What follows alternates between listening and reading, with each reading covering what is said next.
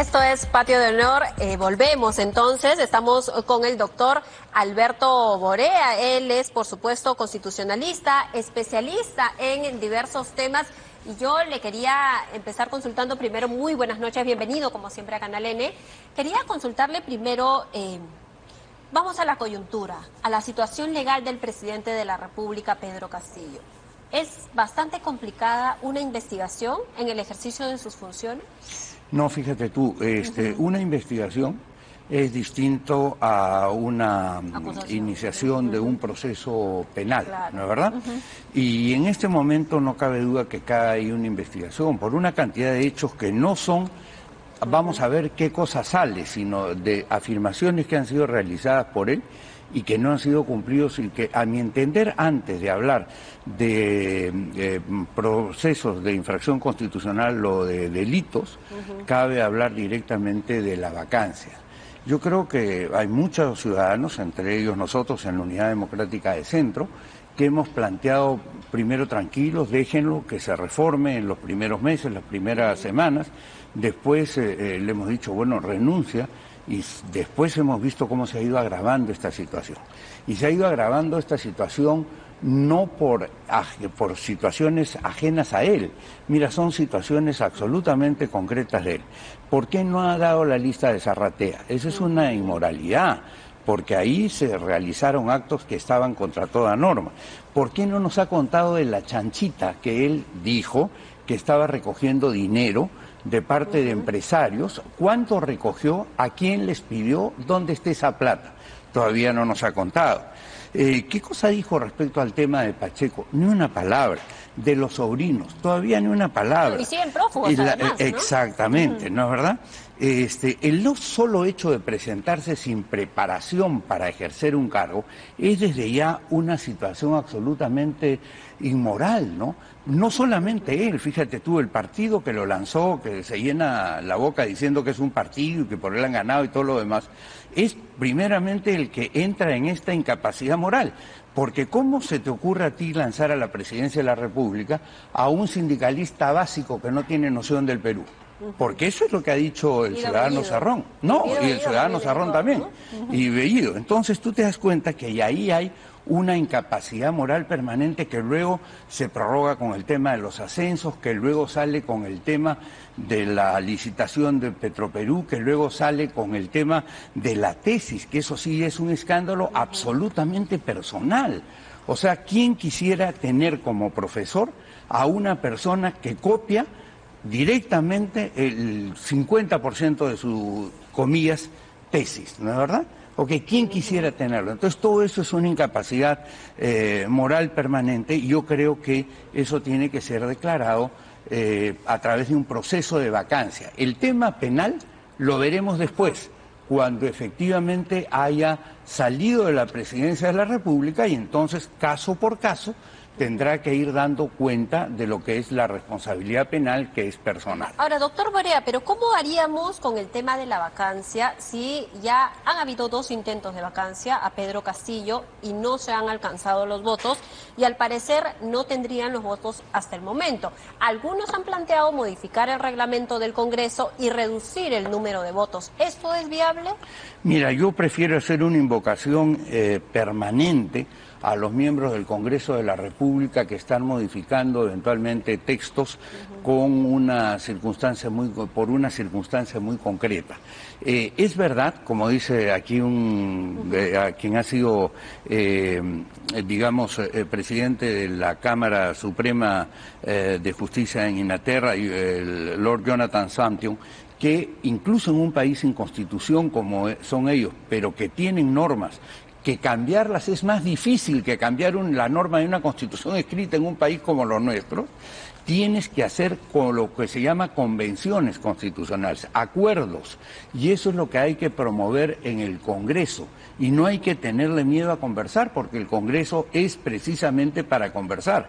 El Congreso no es para que se imponga el partido que tiene más votos o aquellos que obtuvieron más votos y que en consecuencia le impongan su tarea o su programa a los que no ganaron esa elección.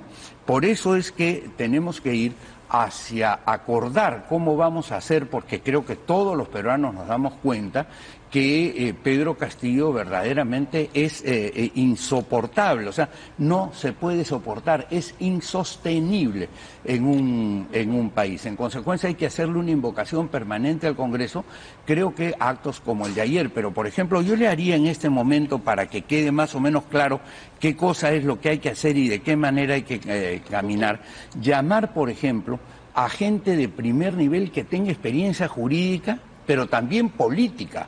Porque lo que sucede cuando tú llamas a puramente técnicos, ¿no es verdad? Como pasó con la, comillas, comisión de notables, con la sola excepción ahí de Milagros Campos, que tenía efectivamente una, digamos, una participación política de años, es que tú no puedes dar normas ni cambiar el sistema político, que es fundamental cambiarlo, porque si no lo cambias, lo que vas a hacer es que cuando salga, cuando se produzca la vacancia, vas a hacer una nueva elección con las mismas reglas de juego y lo único que vas a hacer como el juego de las sillas. Vamos a tocar la música y después vamos a sacar una silla, pero vas a tener a los mismos jugadores. Vas a tener a Acuña, vas a tener a Luna, vas a tener a Murús, vas a tener a todo igualito. Entonces, tú tienes que hacer un acuerdo. Yo por eso le hago una invocación a amigos míos que han estado y que en esta, a Aurelio Lorés de Mola, a Fernando de la Flor, a Domingo García Belaúnde, a Víctor García Toma, a Carlos Hackanson, que son gente que tiene, digamos, domicilio político, vamos a decir de alguna manera, pero también tiene grandes conocimientos jurídicos, Samuel Abad, Pancho Eguiguren, si quieres hablar de personas que están más hacia el otro sector. Ahora... Y entonces ahí hacer el planteo rápido me refiero 2 semanas, 3 semanas, 4 semanas, de un primer paso que tenga el respaldo del Congreso, donde esta vez, a diferencia creo del Congreso anterior, hay algunos personajes, bastantes te diría yo, que tienen una capacidad importante y han demostrado una apertura significativa. Ahora que menciona al doctor Domingo García Belaúnde, él dio hoy una entrevista al Diario del Comercio y también él consideró que no es conveniente reducir el número de votos para conseguir una vacancia porque podría considerarse como una ley con nombre propio, ¿no? Claro, ya ves tú los que saben, dicen eso. Claro. Porque tú no puedes pensar solamente en el derecho, y especialmente en el derecho constitucional, hay una actitud que se llama el consecuencialismo. Quienes resuelven en materias constitucionales tienen que tener en cuenta no solo qué voy a fallar ahora, sino qué va a quedar en el Perú después de que yo dicte mi fallo. ¿Te das cuenta? No se trata, como se decía en Roma, fiat justitia et pereat mundi, que se haga justicia y que se caiga el mundo. Esa actitud consecuencialista es la que te está diciendo Domingo García Belaúnde. O sea, tenemos que hacer un país más estable. Y aun cuando estamos en una situación pésima, lo primero que hay que hacer es salir de este mal que se llama Pedro Castillo, que todo el mundo entiende que no solo es mal, ni siquiera es peor, es pésimo.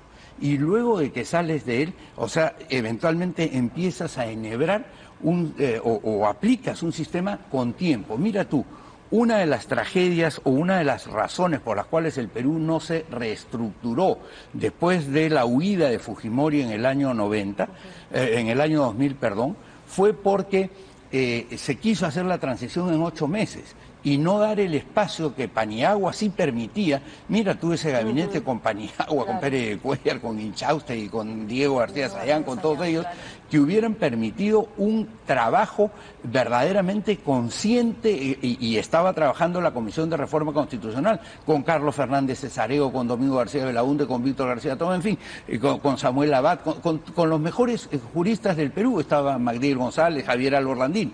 Entonces, si tú haces una cosa apresurada, ¿no es verdad?, se aplica otra norma del derecho que es fundamental y que al estudiado la repite Eduardo Couture, pero dice: el tiempo se venga de las cosas que se hacen sin su auxilio. Y cuando tú haces las cosas atropelladamente, entonces tienes este tema. Ahora, cuando tienes una urgencia tal que tienes que salir de la casa inmediatamente porque se te incendia, bueno, sales de la casa. Pero en el momento en que estás saliendo de la casa, no estás pensando ya, a ver, que entren de una vez los albañiles mientras todavía se sigue, esparciendo las cenizas. Y eso es lo que lamentablemente no entendemos en el Perú, la seriedad con que hay que afrontar el proceso político a partir de partidos que sean tales. Por ejemplo, discúlpame casi el monólogo, pero me entusiasmo hablando de este tema, ¿no? ¿Qué cosa pasa con los partidos? ¿Tú te das cuenta de la locura que ha sido lo que ha planteado esta suerte de comisión de notables? Partidos que tienen que inscribirse en un año. Ajá. Cuando tú vas a hacer un partido, lo primero que tienes que hacer no es decir firmen por mí, sino yo creo en esto. Y empezar una campaña en todo el país para que aquellos que se identifiquen con eso que tú pienses, firmen por ti. ¿Por qué tiene que ser un año? ¿Por qué no puede ser 2? ¿Por qué no puede ser 3? Cuando terminas ese proceso, te inscribes. ¿Te das cuenta? Con gente identificada contigo. ¿Cómo es eso de elecciones primarias abiertas? O sea, tú mañana puedes ir a votar porque te queda al costado por el partido de Acuña, donde no conoces nada de nada. O puedes ir a votar, o puedo yo ir a votar, o él por el partido, en el partido aprista. ¿Por qué? Porque nos queda más cerca de nuestra casa. Y no sabemos nada de la historia del partido aprista. Pero son obligatorias, son abiertas, y en consecuencia, ¿qué identificación hay entre ese votante y la conformación de las listas que van a representar ese partido? Ese fue el planteamiento, además de esta Junta de Notables, como usted lo menciona, para reformar a los partidos En vez de reformarlo, deformaron. O sea, doctor Borea, tenemos un panel de sí, periodistas de lujo, además, del diario La felicito, República además, y del diario Correo. Ellos jóvenes, tienen algunas consultas. Jóvenes periodistas ya de otra hacerle. generación que Gabriel, la nuestra. ¿Qué tal? sí. Doctor, buenas noches. ¿Cómo estás? Mucho gusto. Usted hablaba del consecuencialismo. Exacto, sobre en el derecho constitucional. Justamente desde el Ministerio Público se está interpretando para abrir investigación penal al presidente Pedro Castillo, Sí. ¿no? Porque es primera vez que se está investigando a un presidente en funciones por presuntos delitos de organización criminal y corrupción de funcionarios. Sí. Entonces, desde su perspectiva, ¿cómo evalúa usted esta decisión que ha tomado el Ministerio Público y que el abogado de Pedro Castillo está discutiendo a nivel de Fiscalía? Quiero decirte en primer lugar que el muchacho que está ejerciendo de abogado de Pedro Castillo me parece un abogado competente, o sea, no es, puedes discrepar con él y yo de hecho discrepo con él, pero la investigación es distinto de la acusación. Es verdad que tú puedes llegar a la lógica de si no voy a poder acusar, ¿para qué voy a investigar? Pero vas a investigar para guardar digamos, los elementos que te van a indicar si hay o no hay acto indebido y posteriormente vas a denunciarlo penalmente. Pero antes de eso hay una situación que es lo que te decía. Vamos a salir del fuego que está consumiendo a este país, que hace 10 meses no avancemos lo que podemos avanzar. Hay situaciones en el mundo internacional que harían absolutamente auspiciosa la posibilidad del desarrollo nacional y de una mejor redistribución de la riqueza. Pero la incompetencia absoluta, producto de su incapacidad moral permanente, de nombrar gente que no tiene la menor condición, es como si yo dijera, Gareca, ponme a mí, yo voy a jugar el repechaje. ¿Cómo vas a jugar tú si pesas 100 kilos y todo lo demás?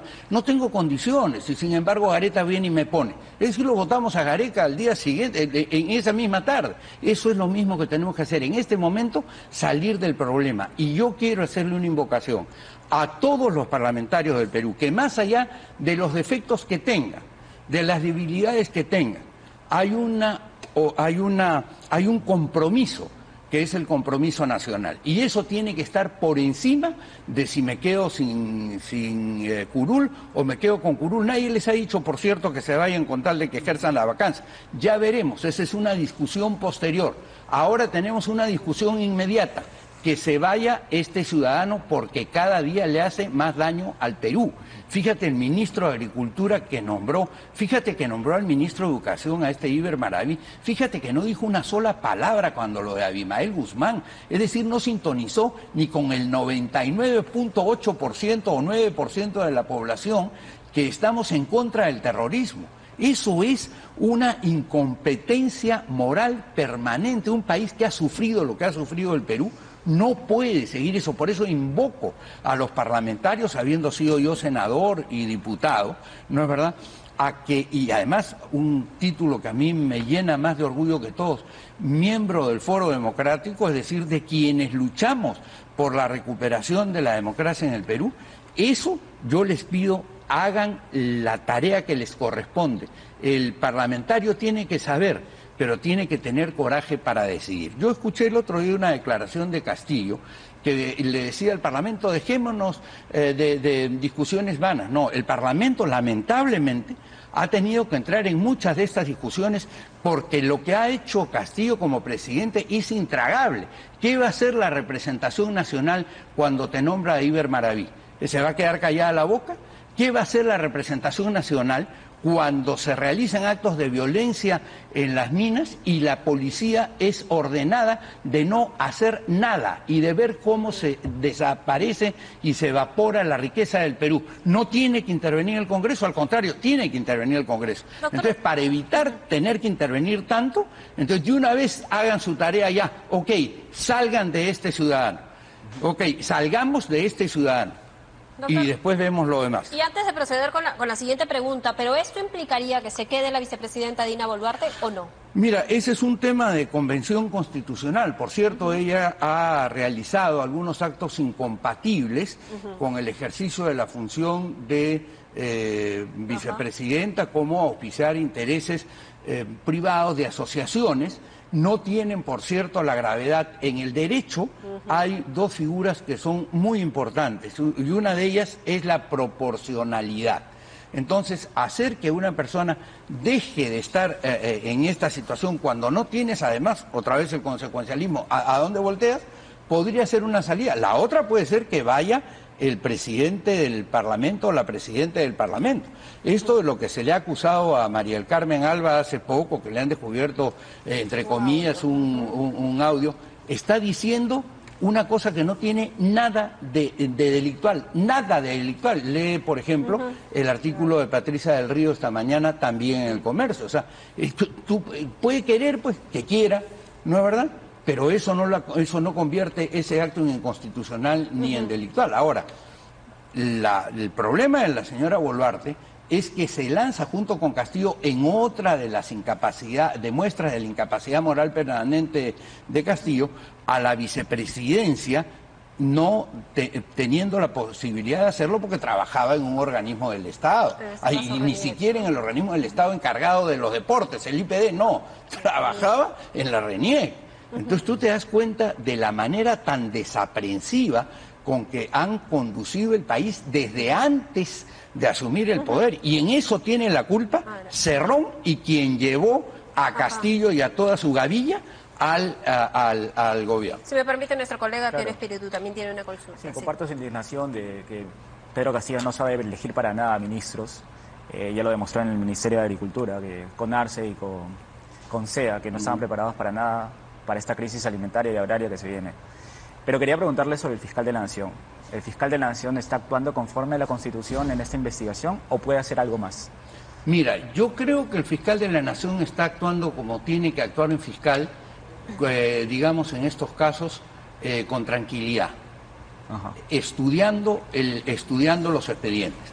Ha habido y este es un problema que hemos tenido en el país en los últimos años o en las últimas décadas, en que sale el domingo en la noche en un noticiero una denuncia contra cualquiera y al día siguiente teníamos a 4 parlamentarios yendo al Ministerio Público a presentar una denuncia. ¿Habían leído el expediente? ¿Sabían de qué se trataba? ¿Habían hecho una investigación mínima? No.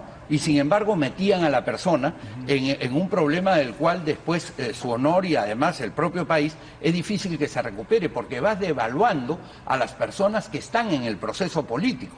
Entonces yo creo que Pablo Sánchez en esta oportunidad está actuando con la serenidad con que corresponde al caso y con la firmeza. Yo personalmente creo, sobre todo después de lo que se ha dicho de que ya la fiscal de primera instancia le ha enviado el documento diciendo que efectivamente se ha verificado que la voz es la voz de Silva y la voz es la voz de Villaverde. Correcto. Yo creo que ahí tiene un elemento más que claro para Si me proceder permites, más una pregunta severamente, ¿no? Rapidito. Bien, doctor Borea, muchísimas gracias por habernos acompañado esta noche, siempre tan lúcidas sus opiniones y además instruyéndonos en qué puede hacer el país, cuál puede ser la salida para ello. Muchísimas gracias por haber estado Gracias con a ustedes nosotros. y los felicito por su programa corporativo. Muy amable, Katia. Muchísimas muchas gracias. Muchísimas gracias. Esto es Patio de Honor, nos vamos a un corte, ya volvemos.